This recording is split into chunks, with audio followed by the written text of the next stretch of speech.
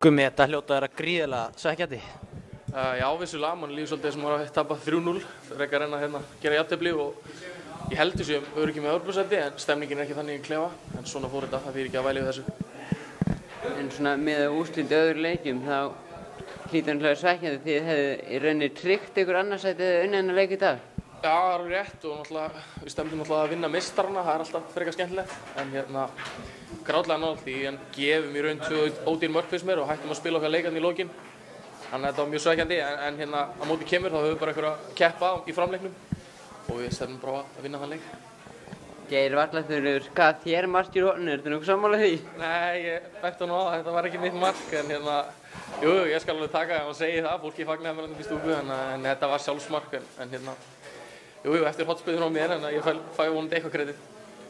FH gerði þannig 2 breytingar, þeir settu Óla Pall inn á þetta, hann hefði gert sjálfsmark og svo kom Emil og þeir voru á valdi ykkur uslaðan í vörninni.